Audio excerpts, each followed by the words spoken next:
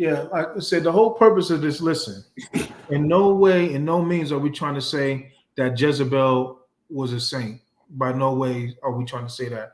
The problem is okay, let me just put it out there. Jezebel's a wicked woman, a devilishly wicked woman.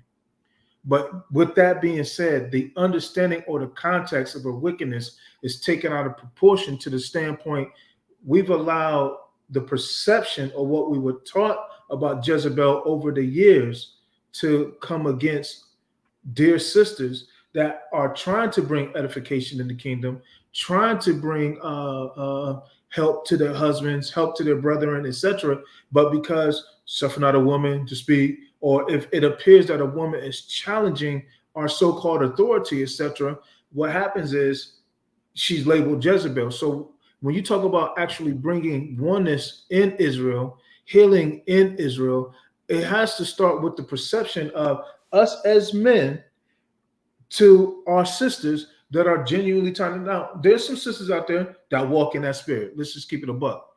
But every time that a sister speaks up about a matter doesn't mean that she is Jezebel. And the crazy thing is, in looking at this spirit, what you find or what you see, if you're trying to say something, Sukkah, you mute it. But what you find in looking at the spirit, honestly, this woman got a bum rap concerning her relationship and her dealings with her husband, because that's the real culprit, but that doesn't get brought out in scripture. Con, let me say this. We ain't giving Jezebel a pass by no means. No. She's wicked as all outdoors, but we're talking about is the labeling of our sisters. How we're using Jezebel for everything. When a woman speaks up in the home to bring some type of help or to bring some type of influence, when some of you brothers can't see and y'all can't hear from the Most High, and the sister can hear from the Most High, and she speak up and bring order. Oh, now she's Jezebel because she's trying to usurp authority over you. No, she's trying to help guide the home because you with your lame butt can't see. That's it. You have no ear to hear what the Ruach is saying. So a woman that's full of the Ruach and you not being, she helps you. She guides you. So if she gets a little frustrated with you by voicing her opinion because you can't see, what do you expect? You have no ear to hear. You have no vision. That's why she's called your helpmeet. Help me. Come on. We're not talking about Jezebel in that sense. We're talking about labeling. Right. We're talking about labeling. All these sisters are not wicked. All these sisters don't fall up into that classification. First of all, they don't. But we tend to put things out there and blanket the whole nation. With a whole nation, the whole vibe. Go ahead. That's perfect timing. Can you read that, sis? 7 out of 10 has a Jezebel spirit. Black women don't listen to nothing. That's not itching their ears. They hate correction and authority from God and his true prophets. And that's what we're talking about. When you look at what is perceived or called a Jezebel spirit, that's that temperamental mentality. Dude literally says 70% of all black women are operating in the spirit of Jezebel. Where did you get that number from? Like, in your world, like, come on. I'm not even here. Listen, I'm not even here to focus on the foolishness. I just want to get to the text and let's look at this thing in light of scriptures. And I think if we want to really first and foremost deal effectively with the story of Jezebel, we got to deal with the man behind the woman. And he was strategic in putting himself behind the woman. Notice I said he put himself behind the woman. Yes, because listen, despite popular opinion, she never usurped authority over her husband. Listen, emotions. Let me explain something to you. Versus scripture versus your emotions. See, sometimes we take on opinions of other people as men, and we let the opinions of other men that have no ruach in them shape us. Yeah. We let them shape our thoughts. We let them shape our patterns. We let them even teach us how to think. And we start thinking like them, so we bring that mess into the home. So when your wife steps up to the plate to do something, you know what I'm saying, because you're not doing it, or you're leaving it open, or you're not just caring, but she's caring and she's seeing and she said, help me. So now it becomes a problem because it casts you in the light like you're not doing what you need to do.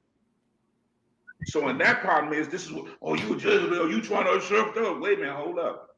Look at the whole picture, Look at what you're not doing. Look at what she just said. Look at what she brought to the table. Look at quit going off your feelings and emotions and hear the whole conclusion of the whole matter. What she say? Did it bless the home? You will know if she's trying to usurp authority over you. You will know that. Come on, what scripture? Where we going now? I'm with you. Real quick, let me land back because this you just struck a chord. I'm going to reference 1 Samuel 25. I don't want to go to it. I just want to reference it because the story of, and I'm referencing the scripture. I don't know if it can be put in the chat. Can somebody put this scripture in the chat? 1 Samuel 25. It's the story of Abigail and Nabal. And the reason why that's important is because when you look at the story of Abigail and Nabal, his name means fool. His name literally means fool. Yeah. This dude, when David was doing this 1-2, assisting and helping protect the estate of Nabal, helping keep the flock, etc., keeping people from raiding his stuff, David was doing that for this man. And all David asked was just for a little compensation for him and this man. It wasn't that Nabal didn't have it. Nabal had it. But because Nabal didn't want to do it, he disrespected David, which anybody in their right mind, you know what, well, except a fool, anybody knowing their right mind, you don't mess with David. You don't disrespect David. But yet this dude disrespected David. So David sent a decree, told his man, we're going to go over there, we're going to kill everything that pisses against the wall. It gets back to Abigail, the wife of Nabal, and that's 1 Samuel 25. It gets back to her that that David is coming to kill the men. So what does she do? She go outside of the order of her husband, and she didn't usurp authority. She was a helpmeet to a foolish man. She didn't usurp the authority, but she went to go help her husband by setting out food and things to appease the anger of David. So David repented of the evil, because the word says he repented of the evil that he was about to do because of what Nabal said. Go read 1 Samuel 25. Now Nabal ended up dying, but it wasn't David that killed him. It was the Most High that took him out by a heart attack because he found out David was coming to kill him. But David repented of it because Abigail was a woman of wisdom that went outside of what her husband ordered and said, what she said? What did she do? She went outside of what he ordered, and she did the right thing to appease the anger of the man of God that was coming to kill her husband. Because he was going to come destroy the house. He said, kill everything that piss against the wall. Come on. So male children, bulls, anything that could reproduce, anything at all. Yeah, anything that had a seed, he was going to destroy. He was coming for that. And anybody that studied the scriptures know how David get down. He's thorough. Come on. And that's a righteous woman. Yeah. A righteous woman with a foolish man. That's a righteous woman that think by the rule, that understands, oh, wait a minute, hold up, let me use wisdom. Hold up. This dude I know who David is. He finna come kill everybody. Yeah. He finna come kill everything. Hold up, man. I don't need nobody dying up here. Yeah. You know what I'm saying? What was she doing? All the time she was looking out for her husband. She was looking out for her husband. Come on. So that's a wise woman. But let's look at the man behind the woman. Sukkah, I don't know. I know you got some thoughts on Ahab. I don't know if you want me to start off or no. Start it off. I started off. Go ahead. Let's just go to 1 Kings 29 through 34. And please, so let me give y'all backdrop. Like my ox said earlier, we showing you to get to the woman, you got to go through the man. So we're going to talk about who the husband, who is the king of Yasharel at the time. Yeah. The northern kingdom. The northern kingdom. And you have to understand, you have to go back. See, a lot of people, they don't go read. You got to go up in the chapter to understand, oh, who is this dude? Where he from? Who is people? What is going on? You understand? And what was the backdrop at the time? Yes, how Jezebel actually came onto the scene. Exactly. So we're just going to let the book speak. Just let the book speak and let the chips fall, let the seed fall where they may. Because some people, no matter what we show in scripture, they're still going to hold their opinion. But we're just going to let the book speak. Come on, we got to let the book speak. Listen, how many out there, put in the chat, how many out there, raise your hand, believe the word? How many believe the word, what the word read? If you believe what the word read, put a 7 in there. Everybody in there that believe what the word read, and we believe that and what the word says. If you do that, put a 7 in there. Let's get some understanding. All praise. What verse you want to start it on? Let's start at verse 29. 21 and 29. 29. Chapter 16, verse 29. My bad. I was at 21 earlier. Verse 29. If there's something you see there, go up and get it. I ain't got no. When we talk about, let me say this before you jump in. When we talk about Ahab, I want you to know something about his father before we get started, so you would know where he came from. The scripture says in 1 Kings 16 and 25, but Omri wrought evil in the eyes of Yahuwah. Yes, he did. And did worse than all that were before him. Yeah. This is the house he grew up in. And if you know anything about lordship and kingdoms, the son is always going to subscribe to what the dad does. Yep. Do. And he's going to want to outdo what his dad did. So now you know the backdrop of Ahab, because a lot of people don't talk about this, who his dad was. And his dad, the scriptures say, was wrought evil in the eyes of Yahuwah and did worse than all that were before him. Keep that in mind. This is Ahab's daddy. You said verse 29. Verse 29. 1 Kings 16 and 29. And in the 38th year of Asa, king of Yehuda, began Ahab, the son of Omri, to reign over Yasharel. And Ahab, the son of Omri, reigned over Yasharel in Shamaron 22 years. Verse 30, pay attention. And Ahab, the son of Omri, did evil in the sight of Yahuwah above all that were before him. So that part. Luca pointed out, not only was his dad wicked, but then this man was wicked even more than his father was wicked. So the word says that he was more wicked than any Israelite king that ever existed before him. Man. Now, are we saying that this was because of Jezebel? It's before Jezebel. Right, so this man was already wicked. Yeah. Let's read where on. he came from. Go ahead, unless y'all got something else, we can read on. Look at the house, man. Look where he came from. He came from wickedness. He came from wickedness. And Omri came from who? Jeroboam. Yeah. Jeroboam did wickedness in the side of Yahuwah. Yes. And we get down here, and Omri outdid everybody before him. Now look at the son. Exactly. The son comes in and outdoes everybody. Everybody. In wickedness.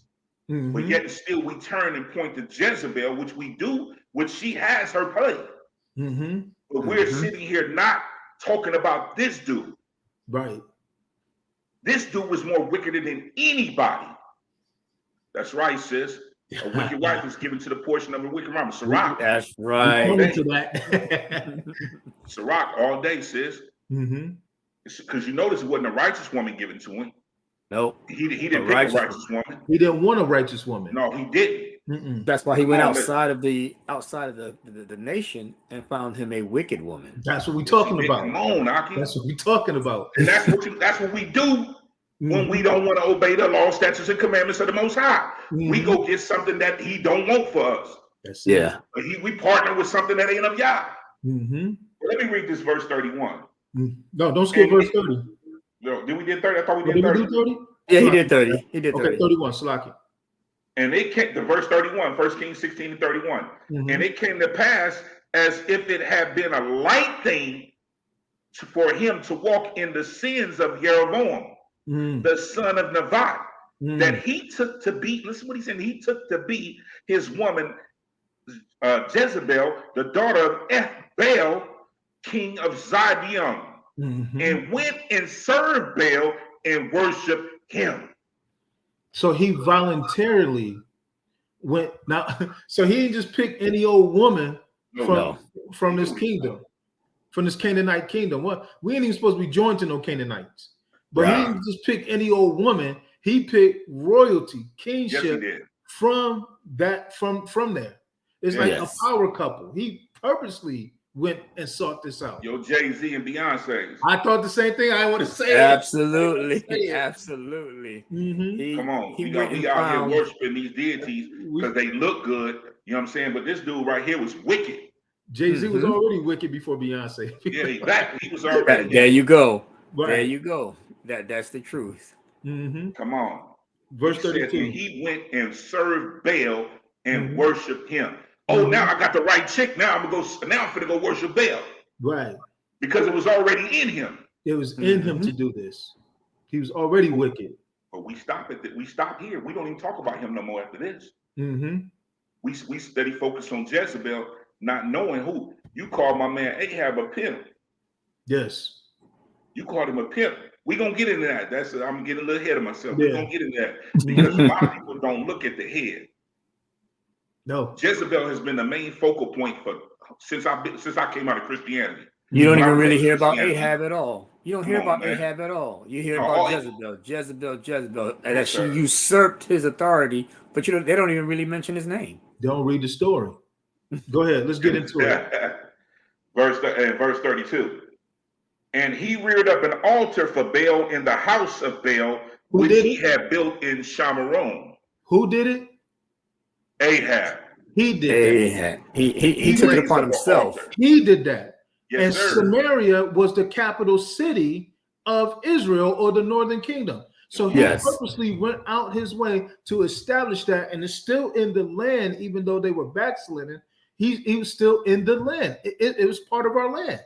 He was the king. Baal worship in that land. Go ahead. Were you saying something?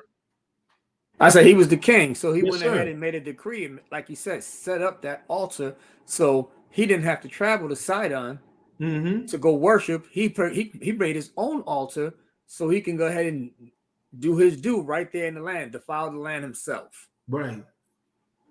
Don't think for a minute this dude didn't know what the law, statutes, and commandments were. Ooh, look at that comment. What she said. Yes. She couldn't do anything in his kingdom that he didn't. Oh, wow. Thank you. There you go. Thank you for building with us. Verse 33. Let's because we got a lot of Hold up, man. Put that back up. Wait a minute. Keep walking with us. And she couldn't do anything in his kingdom that he didn't allow. He was the king. Yes. And he was more wickeder than any of the people before him. So what makes you think he was going to let a woman come in and do anything in the kingdom? Let's let the book speak. Let's let the book speak. Verse 33. Verse 33. Verse 33. And Ahab made an Ashtoreth pole, and Ahab did more to provoke Yahuwah Elohai of Yasharel to anger. Who did this? Ahab. Did more to provoke Yahuwah Elohai of Yasharel to anger than all the kings of Yasharel that were before him. Everybody that was before him. Crazy. Verse 34. Talk about it, how even more wicked he was. Verse 34. Let it go. In his days did Chael the Beth Hamite build Jericho. They did what? They did what? He built Jericho. He built Jericho. He laid the foundation thereof in Arabam. His firstborn set up the gates thereof to his youngest son Seguv, according to the word of Yahuwah, which he spoke by Yahusha, the son of Nun. Brother E, can you grab Joshua 6 and 26? Joshua 6 and 26. Give me 1 second. Write this verse down in the chat. Joshua 6 and 20. This is what he did. Come on. Now, mind you, we had the annals, the records, so he knew about what Joshua said. He wasn't blind to this. He chose to go opposite. Let me know you got it. I got it. Go ahead, read that. Joshua 6 and 26, and it reads, and Joshua adjured them at the time, saying, cursed be the man before Yahuwah that riseth up and buildeth this city Jericho. What? Cursed be who? The man that builds the city before Yahuwah. And he built the city of Jericho. He shall lay the foundation thereof in his firstborn, and in his youngest son shall he set the gates of it. So when he laid the foundation, it's going to cost him his firstborn. And when he laid the final gates, it's going to cost him his youngest. Yes, sir. That was what Joshua spoke. He said, "Cursed be the man that will rebuild Jericho," because Jericho was the first fruits of the conquest of the land of Canaan. Nothing was supposed to be taken, which is why the sin of Achan was so terrible, was because they was not supposed to touch any of the spoil of that land, because that was set aside unto the Most High. Achan took that. That was supposed to go to the funding, the initial move of the Levitical priesthood. But because Achan took that, he sinned. That land or that piece was set aside unto the Most High, and Ahab went against the decree of Joshua, and he rebuilt something that was not supposed to be rebuilt. That's how wicked this man was. Yeah, it says you're right, Sister Felicia. He said he sacrificed his own children to do wickedness. Yes, he did. That's that. But knowing that's the worship. Come on, knowing that the word of Yahuwah is true. He knew this. Yes, right. He knew this. He knew what Yahuwah speaks gonna come to pass. Now, my question is, when you look at these verses, did Jezebel command him to do any of that? No. Do we read that in text? No. So this is him doing this. But that's attributed to her because that's what the narrative has been down the line, because you want to go ahead and keep going with, hey, that's a Jezebel spirit. That's a Jezebel spirit. Exactly. Listen, Ahab and his father caused great harm and danger to come to Yasharel. Great harm and danger. They put the nation in the way of sin. Knowing that in sin, the Most High is not finna fool with us. He's not finna do anything for us, but they jeopardized everybody's lives. Yes, sir. The nation, the kids, everything, the wealth, the prosperity of the nation. Why? To fulfill their own lust. And they both were more wicked than the man that came before them. Right. So we're looking here, we're looking in the wrong place, because what this does point at is leadership. This does point at leadership that have wicked women. And the women is the front for the man. So when you see this is what the enemy don't want you to notice, the man that really has the power. Because nobody in what I've talked about has talked about how great of wickedness Ahab has done and where he came from, what his father was, and the house that he came from. He's seen bloodshed. He's seen Astaroth pole. He's seen him sacrificing the Baal. He was up in the high places. But now we want to give it all to the woman. No, the man had a part in that, because he chose that woman, knowing she was from another country, knowing she was of another nation, knowing she was of sin, knowing she didn't have nothing to do with the Most High. Wow. He chose his bedfellow. Come on. He did. He did. Go ahead, Aki. So for the sake of time, let's narrate this. Chapter 18. In chapter 18, and you can write this in the chat for those who want to follow the story, I recommend you go back and you read chapter 18. What happens in chapter 18 is Jezebel kills the prophets of the Most High. So if you want to know what made Jezebel notorious, notorious, Jezebel was notorious because she came against, directly opposed the word of the Most High. She wanted to shut up the prophets of the Most High and put her prophets in place. Yes, so sir. Only in chapter 18, what you see is the killing of the word of the Most High, or the attempt to try to kill the word of the Most High. Then later, the one that's left over is who? Elijah. Elijah is left over. Elijah is left over to face the 450 prophets of Baal. And we know how that story goes. Sacrifice to your God. The God who answers by fire. Let him be the Elohim. Yes, sir. So they gods were asleep, or they gods didn't answer. Peradventure he's traveling. They cut themselves. Or they were talking to somebody else. Yeah, something happened, but they guys didn't answer. So then Elijah said, okay, douse all the water you want on my altar. 3 times. Wet it up, soak it, whatever you want to do. And our God, our Father, he answers by fire, licks up the trench, the water, and everything else. So now he says, those same people that were halted between two opinions, he said, now go and slay all the prophets of Baal. Slay all of them. And this is important because now Elijah says to Ahab, sit down and eat, enjoy the food. And then after that, what does not Elisha, what does Ahab do?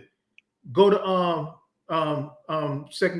First Kings 19. Yeah. Yes, sir. Verses 1 through 3. So we know that the prophets of the Most High, almost all of them got killed. Then Elijah gets, sets up the altars to be answered by fire, the God that answers by fire. What happens is now the Most High shows up and shows out like he normally does. Now we're at this point because now Ahab goes to his woman, and what does he do? Give me verse. He was venting to it, crying to it, man. Oh, baby, it wasn't working. And First Kings 19, verse 1, 2, and 3. And Ahab told Jezebel all that Elijah had done. So he went snitching. Yeah, he went snitching on Elijah. Like he didn't step up and say, you know what? I disagree with Elijah. I'm about to handle this fool. He had plenty of time and opportunity to go deal with him there. What he did was he went and he gaslighted the one. Why? Because he understands, according to Torah, we're not supposed to be shedding innocent blood. No, we can't. Nope. We're not supposed to touch not my anointed, nor do my prophets no harm. We're not supposed to be doing the prophets any harm. But he knows that his wife don't regard the prophets of the Most High. She could care less about the word of the Most High. And he knows that. And this is the woman that he married. Yeah, he chose her. This is the woman he chose. That was strategic. Come on. Yeah. That was strategic because, like you said, he knew in order for him to have his reign the way he wanted to, those prophets were going to speak out against him. That's it. Those prophets, the true prophets of the Most High, was going to speak out against him. He couldn't have that word going out in the land like that because then that makes him look like a weak king. So in order for him to look good, he allows his wife to go ahead and have those prophets slayed. Go ahead. First Kings 19, 1 to 3. And Ahab told Jezebel all that Elijah had done. And with all he had slain all the prophets with the sword. And Jezebel sent a messenger unto Elijah, saying, so let the Elohim do to me, and more also, if I make not your life as the life of one of them by tomorrow about this time. And when he saw that he arose and went for his life and came to Beersheba, which belongs to Yehuda, and left his servant there. So now you see what happens in these 3 verses. Ahab went and gaslighted his woman. Yeah. Now, it wasn't like, what, baby, hold up. I don't want you to do this. No. Oh, God, no, don't do this. This was his practice. What did it say? He allowed the blood to fall on her hands. Exactly. That's exactly what happened. Come on. So he didn't say, baby, I don't want you to do this.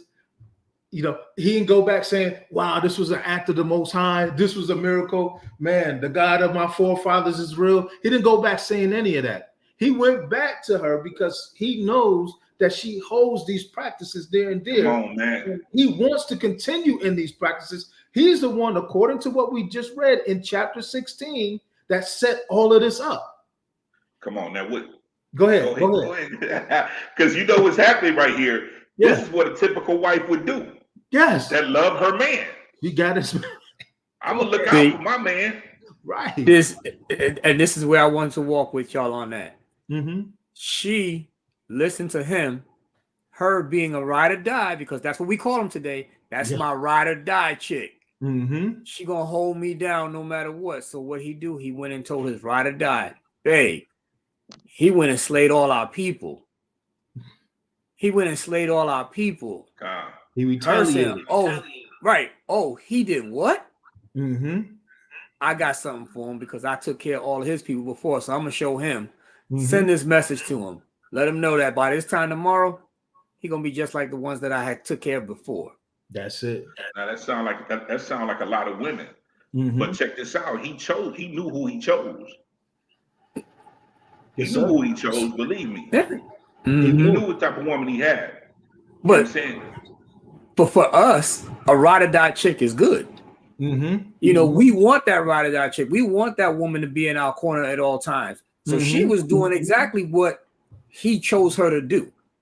We choose a ride or die chick. He chose a ride or die chick. Now, we're not wicked men. Like the chat, you know, the comment of one of the sisters earlier, he chose his bedfellow to be the wicked woman to go along with him because he had wickedness in his heart. So my question is, when he went to her, was there ever a time where he spoke up and said, don't do this wickedness, and she went and did it anyway? No. A righteous woman wouldn't encourage him. Exactly. But he was already breaking Torah. He was also, you got to think of it like this. He chose that woman because he knew that she had no Torah in her. Exactly. She didn't follow our laws and statutes and commandments. She killed the prophets from another nation. From a nation, Yah already told us, don't mix with them. Don't take these women. This go all the way back to Esau. Go back to Deuteronomy. We're seeing this goes all the way back to Esau. To Abraham. Abraham said, do not give my son, do not give Isaac to any of these Canaanite women. And not to mention, Isaac made all four because he was grieved. Because he was grieved and Rebekah was grieved, Isaac made our forefather Jacob swear, because Esau married them Canaanite women. He made Jacob swear, do not take a wife by any. He had to swear to his dad not to take a wife by any of these women. That's how wicked these women were. Come on, man. So Ahab knew what he was getting. He knew what he was getting all day long. Because listen, he went to the king. He had to go to the king to get her hand. Right. He had to go through the traditions of their people to get her. She had to come to the house and visit with a royalty, with a people. Her dad came to the kingdom. Right. And we weren't supposed to mix with them, but yet still you go take a woman from over there. Nobody paid attention. Nobody said this, how this dude set this up. Right. He set up wickedness so he can do wickedness. And keep it going amongst Yasharel. He didn't care nothing about Yasharel. He didn't care nothing about the woman he married. Exactly. He cared about what he wanted to do. He wanted to appease his flesh. And so, and like I said, the reason why we're going this way is not to say that Jezebel is not a wicked woman. That's a wicked woman. The issue that we have is we're too loose with the label Jezebel when it don't. Now, if you want to talk about some women that move under that Delilah spirit, okay, we can roll with that. And maybe we'll get to that later. But yeah, as far as this, when you're looking at Jezebel is not usurping her husband. Matter of fact, let's get back to the book. Let's go to 1 Kings 21. Unless y'all got some other time, I'm walking right down the timeline. No, that's where I was at earlier. No. Okay. 1 Kings 21. I got verses 1 through 16. I don't know what you all may got in your studies, but I'm going with verses 1 through 16. Just let the book speak on it. And it came to pass after these things. Read a little slower so people can catch it in the verse. We have 1 Kings 21, starting at verse 1. And it came to pass after these things that Nuval the Jezreelite had a vineyard, which was in Jezreel, hard by the palace of Ahab, king of Shamaron. And Ahab spoke unto Nuval, saying, give me your vineyard, that I may have it for the garden of herbs, because it is near unto my house. And I will give you for it a better vineyard than it. Or if it seem good to you, I will give you the worth of it in money. So we see it's another instance. Ahab wants something. He wants this man's garden. Yeah. Let's go on. And Nabal said to Ahab, Yahuwah forbidden me that I should give the inheritance of my fathers unto you. See, and that's important because when you look at the book of Numbers, the inheritance of every nation, of each tribe, and within each tribe was divvied up by the population of the people. And so it was the will of the Father that everybody in the kingdom had their own place, their own heritage, that you didn't sell it. So like, even if you had like the daughters of Zelophehad, I forget what tribe they were in, but they had to bear children of somebody from the same tribe. They couldn't go outside the tribe because then that if they were other tribe, I can't remember what tribe. I'm just going to say Simeon. If they were of Simeon's tribe, but then they have seed by somebody who's of Naphtali's tribe, then that land becomes Naphtali. Does that make sense? And so the Most High, when he divided the land in the book of Numbers, it was divided with purpose. And so when the man is saying that, he's saying the righteous thing, even though he's in the northern kingdom, which was very sinful, because it literally says, Lord forbid that I would give away the inheritance of my father. The Most High forbid that. And he laid him down upon his bed and turned away his face and would eat no bread. But Jezebel, verse 3? Yeah, I did. Right. Did I do it first? Yeah, I did verse 3. Oh, my fault. You on verse 4? Verse 4. Let's do 4 again. I'm sorry. Okay. And Ahab came into his house heavy and displeased because he came to his house pouting. Yes, sir. Mm-hmm. Murmuring and complaining. Mm-hmm. Heavy and displeased because of the word which Nabal, the Jezreeli, had spoken to him. Mm-hmm. For he said, I will not give you the inheritance of my fathers. And he laid him upon his bed and turned away his face and would eat no bread. So the dude go in the house pouting. He lay across his bed pouting, and he's not eating because he can't get this man's inheritance. But he's the king. So why is he pouting? Because he got everything else. Come on. Right. He's the king. Why is he Mm-hmm. pouting? Because he can't get that land legally. Mm-hmm. Right. Because it's not of his inheritance. He know he got to go against Torah to pick that man's, and he can't do it. Because if he did that openly, they would stone him. Exactly. He would have broke the law. He would have broke the law. He can't do that openly. Right. Mm-hmm. Remember, he had to keep up appearances. Mm-hmm. Right. Verse 5. But Jezebel, his woman, came to him and said unto him, why is your ruach so sad that you eat no bread? You see how he played her? Mm-hmm. He got her in there. Yeah, baby, man, don't worry about it, baby. No, you know how some of y'all do. No, don't worry about it, baby. No, baby, what's up? What can I do to make it better? What can I do to make it better? Man, don't worry about it, man. I don't want nothing to eat right now. It's cool. I'm told. I'm good. I don't want to talk about it right now. No, baby, what's up? You are the king. What can I do for you? What's going on? Right. How can I make it right? This is what this chick's saying. Right. Because her dude is up here throwing a fit. He's the king, and she's looking like, dude, what's wrong? Something must be really wrong. Right. You ain't eating. You ain't eating. Right. Verse 6, and he said unto her, because I spoke unto Nabal, the Israeli, and said unto him, give me your vineyard for money, or else, if it please you, I will give you another vineyard for it. And he answered, I will not give you my vineyard. And Jezebel, his woman, said unto him, do you now govern the kingdom of Yasharel? See how she did that? She threw that in. Ain't you the king? You the king. You the king. Yeah. You the king. Scrap all the rules. Scrap the Torah. Yeah. Scrap the commandments. You the king. She don't believe in that order. Come on. Right. Now she's coming into play, y'all. Mm-hmm. Now she's gonna act up and do who she is. Do you now govern the kingdom of Yasharel? Arise and eat bread, and let your heart be merry. I will give you the vineyard of Nabal the Israeli. She said, I'm going to give you this man's land. I'm going to go against Torah, ride or die, like Brother E said, and I'm going to give you this man's land. Now, I don't want to get ahead of the story, but we'll let the story play. Go ahead. Notice how he just played her. Yes, sir. He went and laid down in the bed because he knew that she was going to come and check on him. And when she checked on him, he gave her the sad sob story of, hey, I can't get the land that I want, so that's why I'm not eating. He knew her response was going to be, I got your back. Like she said, don't worry about it. Like Sister Settle said, he knew she would be driven by her emotions for her husband, the king, and he already wicked inwardly. It just came out even more. Yeah, exactly. He played her in her. He used his he motion to play on her emotion. Come on. Exactly. Go ahead. Let's get back to the book, man.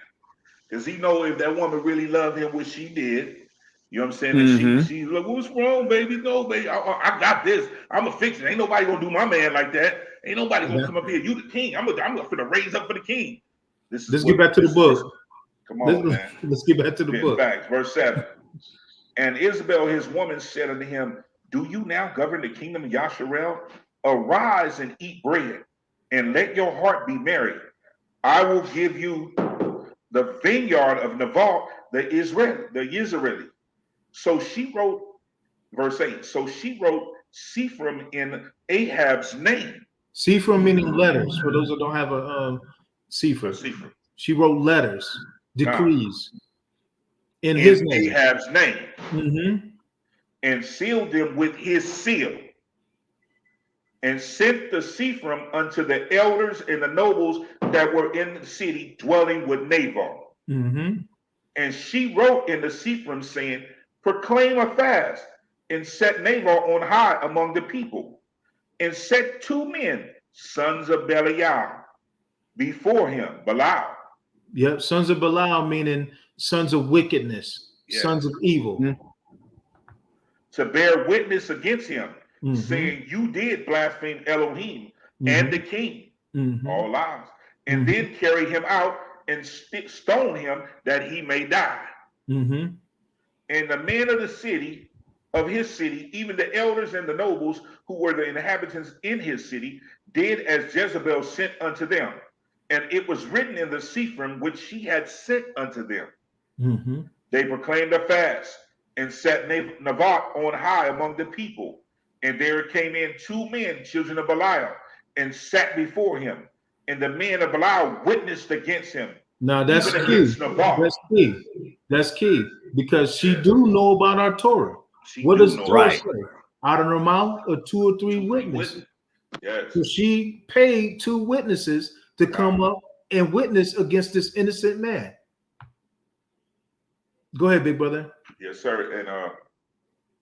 And the man sat before him, and the men of Belial witnessed against him, even against Naval, in the presence of the people, saying, Naval did blaspheme Elohim and the king. And they carried him forth out of the city and stoned him with stones that he died. Then they sent to Jezebel, saying, Nabal is stoned and is dead. And it came to pass when Jezebel heard that Nabal was stoned and was dead, that Jezebel said to Ahab, arise, take possession of the vineyard of Nabal the Israeli, which he refused to give you for money, for Nabal is not alive, but dead. And it came to verse 16, and it came to pass when Ahab heard that Nabal was dead, that Ahab arose up to go down to the vineyard of Nabal the Israeli to take possession of it. She did the dirty work. She did the dirty work. But when we talk about in the confines of a relationship, in the confines of an assembly, in the confines of a marriage, if you have a righteous man, he is not going to allow his woman to do these unrighteous things. But what we're seeing here in the text, not once, because Ahab is portrayed as this weak, pitiful man that was vulnerable or at the at the behest of Jezebel. That's not the case. What Ahab was doing was he was expressing what we call his he emotions, and he knew his wife, that it would trigger his wife, and she would go into action for her man because she had no care about what the Most High's word said. She never usurped authority over her husband. Never. She never castrated him or any of that. She supported every feeling. Go ahead, Sue. No, she supported everything they wanted. Everything. But the wickedness was in her devices. Yeah. What do we expect from a daughter of Canaan? He knew that. That's why, like I said, he laid across the bed pouting, knowing that she was going to come in, and he knew that she was going to take up and handle his dirty work that he couldn't do because, like we said earlier, he got to keep his hands clean because he got to keep up the appearance. This dude was. Go ahead, Al. So we are so supposed to keep our garments clean and not sin our wives.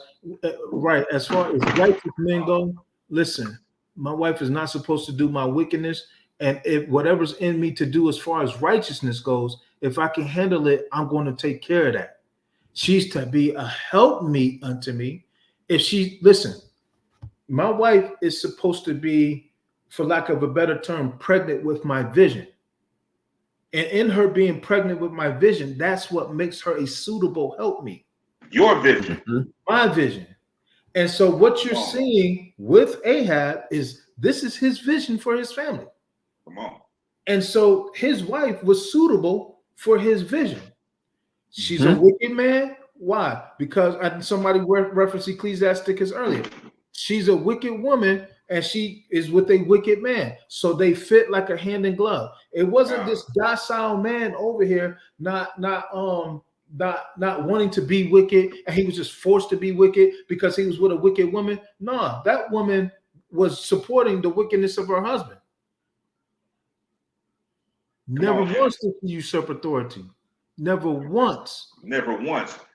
Go ahead. Now, we do know that, you know, Jezebel, as we're portraying, that she wasn't the one that was trying to usurp authority. But there are some women out there that do that. There are some women that want to be in that position of authority. That, as you see, as the scriptures we walk through, was not Jezebel's character. She was a support. She was his helpmeet. She supported all of his vision. Like my brother just said, she was pregnant with his vision.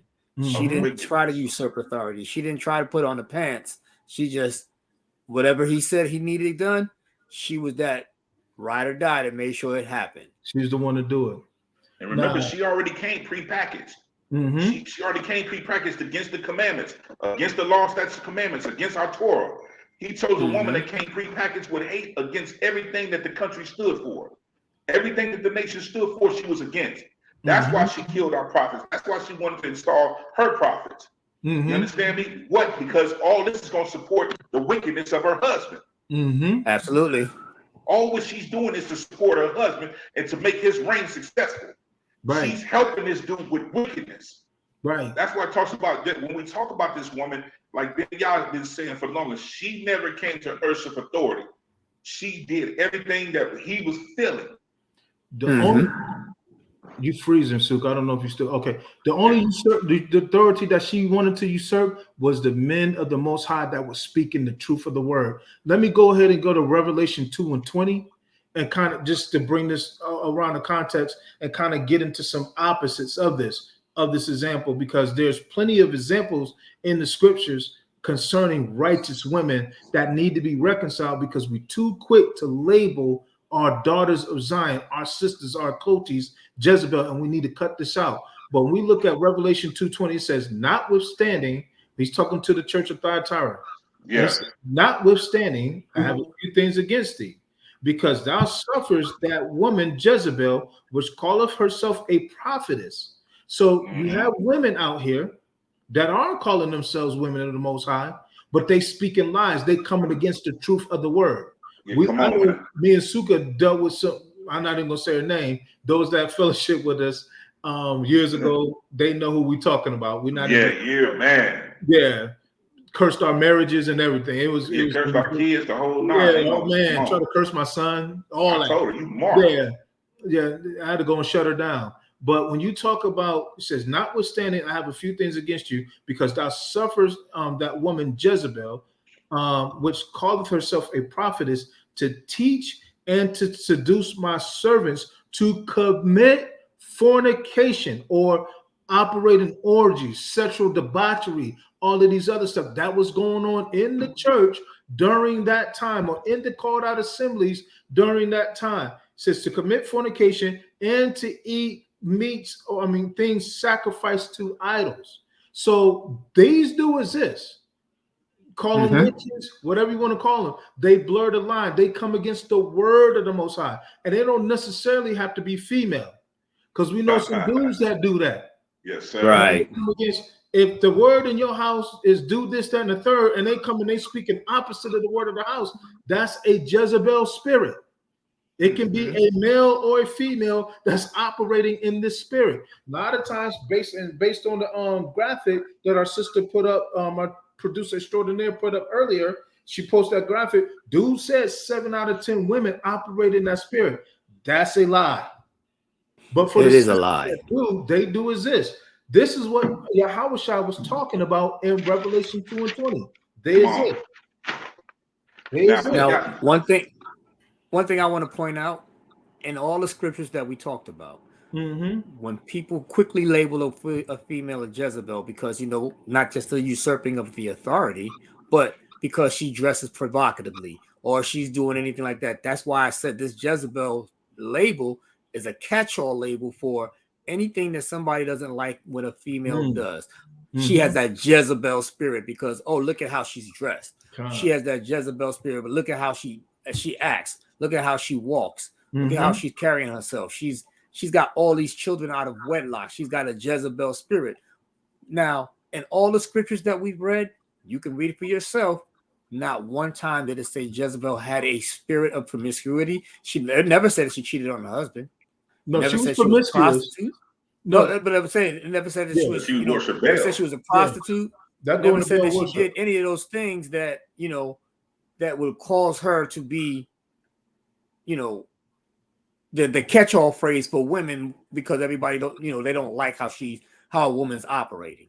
No, when you look at her, she was because that's part of Baal worship. Well, I know that was part of Baal worshiping. When you label the daughters that are not doing these things, that's what I have a problem with, because a lot of the sisters that were labeling Baal worship or Jezebel spirit, they're not operating in these practices of fornication and things of that nature that Jezebel was doing. Right. They're not usurping authority like they accuse Jezebel of doing. Now, if you want to say Delilah, Delilah. That's a different stuff. That's a different subject. Whole different subject. That's a whole different subject. This chick right here, if you want to say that she was an enabler, yeah, she was an enabler. But Delilah was after the source of the anointing. Strength. Come on, man. She was after the source of the strength. Jezebel wanted to shut up the voice of the prophet. She didn't want no truth to get out. But Delilah was after my power, my strength. No, stop.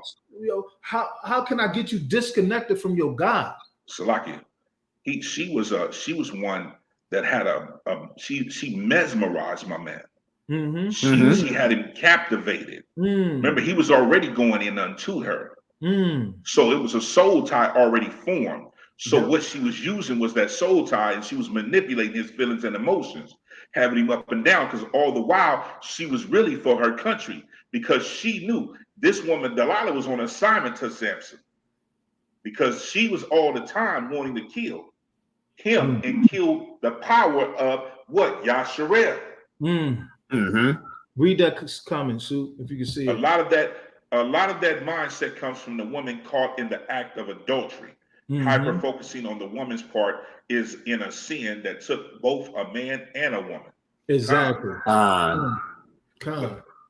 We don't justify Samson's thing. Samson was already hooked. Delilah, what she did, she used her beauty and her manipulated his emotions and manipulated him by what she did. Sex was a big part of it because he was already going in unto her. You know what I'm saying? So that's what we talk about with Delilah. Be careful. And once again, with Delilah, she was also a woman of another nation. She did not really want the Most High to continue being the power source. She wanted that for herself. She wanted to make sure that the nation of Israel would collapse, because Samson was that mighty man for Israel. He was that mighty man for Israel. If we can get this man, if we can take care of their champion, then we can rule them. And that's what she was. She was that one to be that bed, to do the pillow talk with, so she can get the information and take it back to her people, because that's what she was doing for her people. So I know it's coming up. I mean, I know it's on the hour mark, and I know people have been listening. If I just want to bring the other side of the point, if I may. Go ahead. Most definitely close it out. Listen, there's several prominent women in the scriptures. I just want to bring out a few. Our mother Sarah. Listen, when it came to the fact of, she said that Ishmael and his mom will have no part in the inheritance, She told her husband they're not going to do this. What did the Most High tell Abraham to do? Listen to your wife. Listen to your wife. Same thing with Rebecca. She was grieved by Esau and his wives. She went to her husband, said, "Listen, do not allow our son to marry these Canaanite women." What did Isaac do? Made his son swear an oath to not marry these women that were Canaanite women. Does that make sense? Mm-hmm. Miriam, you look at Miriam, she's a prophetess. She began to prophesy and speak after crossing the Red Sea. You can reference Exodus 15 and 20.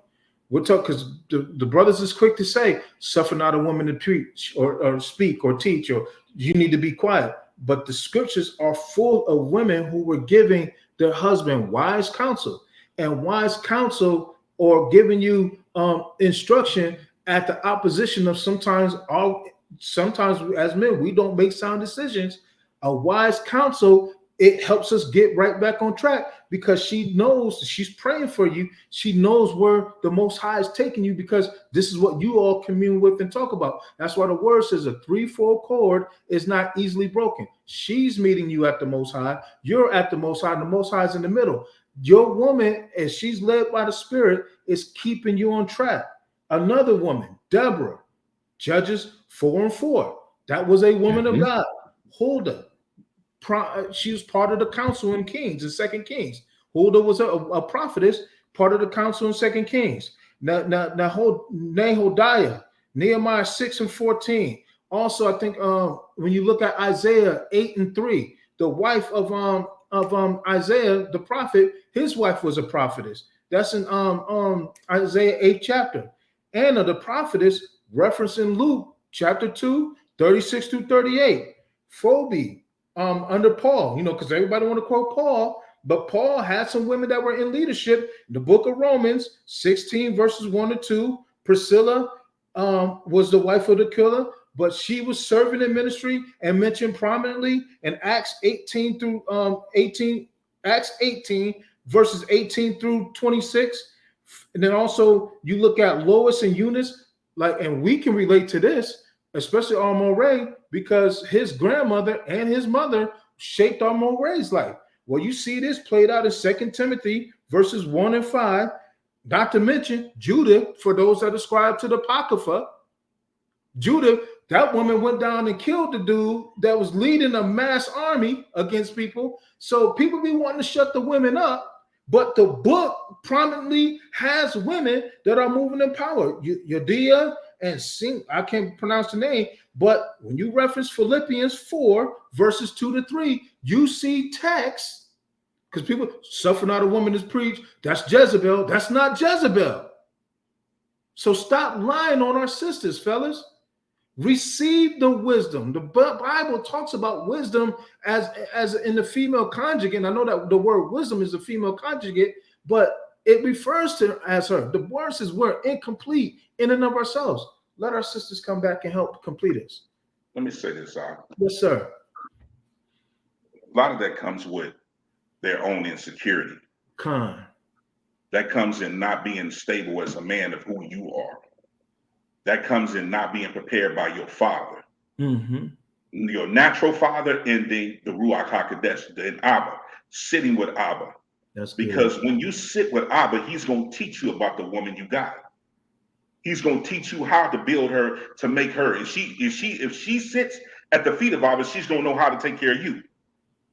A righteous woman going to know how, because she's going to double my years.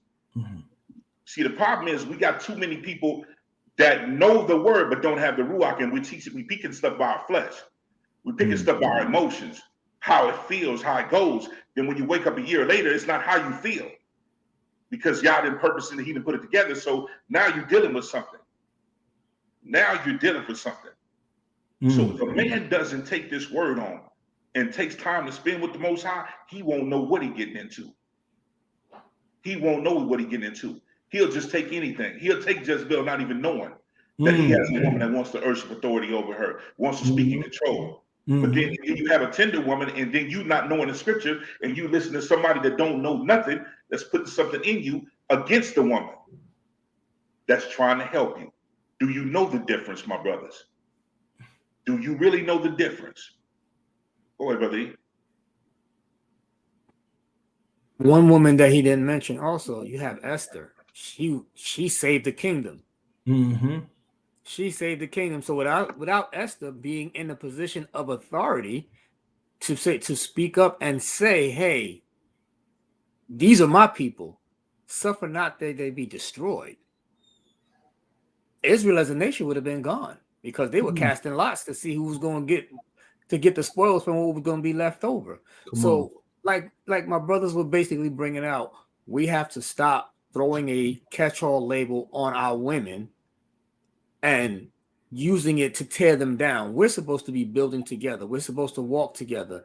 How can two walk together unless they agree? They have to agree. Not only that, at the same time, it's not just the men. We have a lot of these self-righteous women that throw that label around also on our sisters themselves. They can't. We can't build a nation, a kingdom, if we're tearing down our foundation from the inside. We as men can't do it.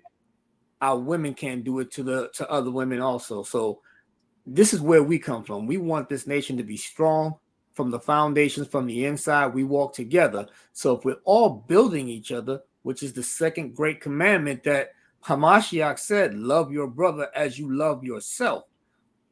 I ain't going to talk bad about myself. So I shouldn't be talking bad about you. I shouldn't walk and throw out, derogatory adjectives towards you if we building together. And I'll land right there.